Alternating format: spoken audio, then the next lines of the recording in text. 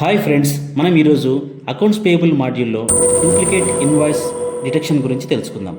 మనకు duplicate invoice prepare అవ్వడం వల్ల లాస్ ఏముంటుంది అంటే యూజువల్గా డబుల్ పేమెంట్ అవుతాయి అండ్ అకౌంటింగ్లో డిఫరెన్సెస్ వస్తాయి.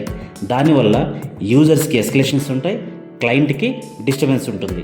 సో అలాంటి డూప్లికేట్ ఇన్వాయిసెస్ ఎలా ఐడెంటిఫై చేస్తారు అంటే మన ఒరాకిల్ ఈఆర్పి సిస్టంలో supplier name, invoice number, invoice amount, invoice date ఆధారంగా డూప్లికేట్ ఇన్వాయిసెస్ని ఐడెంటిఫై చేస్తారు. ఒకసారి అప్లికేషన్లో డూప్లికేషన్ ఇన్వాయిస్ హోల్డ్ అని చూపిస్తే అకౌంటింగ్ టీమ్ ఫస్ట్ దాన్ని వెరిఫై చేసి ఇన్వాయిస్ క్యాన్సిల్ చేయడమా లేక ఏదైనా చేంజెస్ చేసి రీవాలిడేట్ చేయడమా చేయాలి. అప్పుడు మనము డూప్లికేట్ ఇన్వాయిస్ డిటెక్షన్ ఐడెంటిఫై చేసి దాని నుంచి మనము ఆ ఇష్యూని అవాయిడ్ చేయగలుగుతాం. Thanks for watching.